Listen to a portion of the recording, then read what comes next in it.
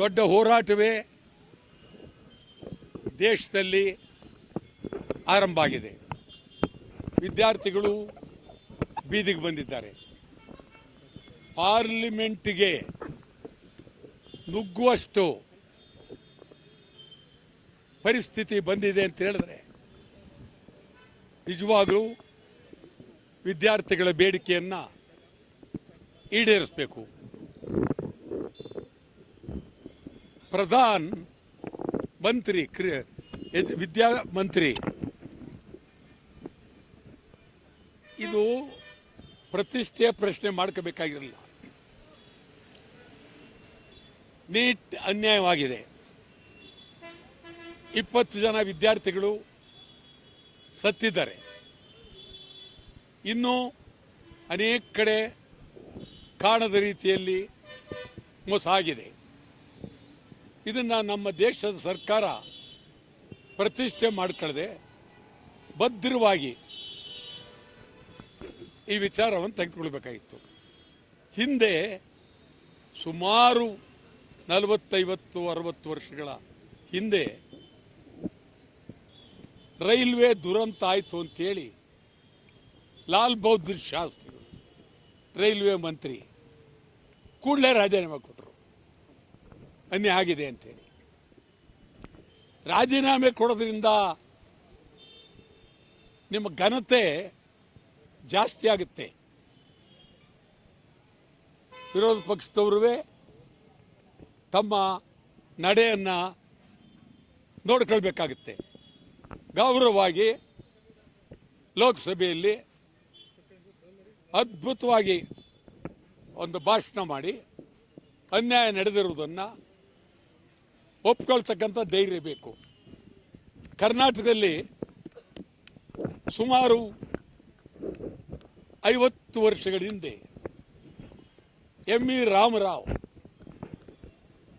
ಗೃಹ ಮಂತ್ರಿ ಕರ್ನಾಟಕದಲ್ಲಿ ಮಧುಗಿರಿಯಲ್ಲಿ ಪೊಲೀಸ್ ಲಾಕಪ್ನಲ್ಲಿ ಒಬ್ಬ ಮಹಿಳೆ ಮೇಲೆ ಅತ್ಯಾಚಾರ ನಡೀತು. ಕರ್ನಾಟಕದ ಶಾಸನ ಸಭೆಯಲ್ಲಿ ಅಗಾಧವಾದ ಭಾಷಣ. ನಾನು ಇದ್ದೆ, ನಾನಿರಲಿಲ್ಲ, ನನ್ನ ಹಿಂದೆ 1962 ಆವಾಗ ಅನೇಕ ಘಟಾನುಘಟಿಗಳು ಶಾಸನಸಭೆಯಲ್ಲಿದ್ದು ಖಂಡನಾ ಭಾಷಣವನ್ನು ಮಾಡಿದರು. ನಿಜಲಿಂಗಪ್ಪನವರು ಮುಖ್ಯಮಂತ್ರಿ, ಎಂ.ಇ. ರಾಮರಾವ್ ಗೃಹ ಮಂತ್ರಿ ಕರ್ನಾಟಕದಲ್ಲಿ. ಎಲ್ಲರ ಭಾಷಣ ಕೇಳಿ ಕೊನೆಯಲ್ಲಿ ನಿಜವಾಗಿಯೂ ಅದೆಲ್ಲ ಈಗಿನ ಮಂತ್ರಿಗಳಿಗೆ ಬುದ್ಧಿವಂತಿಕೆ ಆಗಬೇಕು. ಅವರು ಎದ್ದು ನಿಂತು ಮಾತನಾಡ್ತಾರೆ. ಎಂ.ಇ. ರಾಮರಾವ್ ನಿಜ,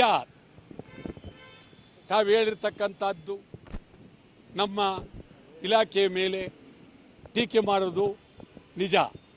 ಇದಕ್ಕೆ ನಮ್ಮ ಇಲಾಖೆ ಹೊಣೆ, ನಾನೇ ಹೊಣೆ ಅಂತೇಳಿ ಶಾಸನ ಸಭೆಯ ಒಳಗೆ ರಾಜೀನಾಮೆ ಕೊಡ್ತಾರೆ.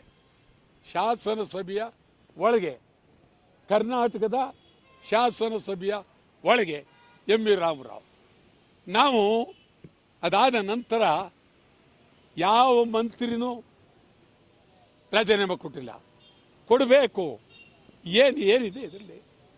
ತಪ್ಪಾಗಿದ್ರೆ ತಪ್ಪಾಗಿದೆ ಅಂತ ರಾಜೀನಾಮೆ ಕೊಡಬೇಕು. ರಾಜೀನಾಮೆ ಕೊಡಬೇಕಾದ್ದು ಶಿಕ್ಷಣ ಸಚಿವರದು, ಕೇಂದ್ರ ಶಿಕ್ಷಣ ಸಚಿವರದು. ಇದು ಸ್ಪಷ್ಟ ಮತ್ತು ನೇರ. ಮತ್ತು ಈ ವಿದ್ಯಾರ್ಥಿ ಚಳವಳಿಯನ್ನು ದುರುಪಯೋಗ ಮಾಡ್ಕೊಳ್ತಕ್ಕಂಥ ಶಕ್ತಿಗಳು ಇದ್ದಾರೆ. ಅವರು ಬಹಳ ಬುದ್ಧಿವಂತಿಕೆಯಿಂದ ನಿರಪರಾಧಿ ವಿದ್ಯಾರ್ಥಿಗಳನ್ನು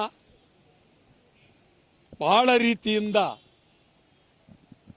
ಬಳಸ್ಕೊಳ್ತಕ್ಕಂಥ ಚಿಂತೆಗೆ ಹೋಗಬಾರ್ದು. ವಿದ್ಯಾರ್ಥಿಗಳ ಬೇಡಿಕೆ ಪ್ರಾಮಾಣಿಕವಾಗಿ ಅವರಿಗೆ ಬೆಂಬಲ ಕೊಡಬೇಕು.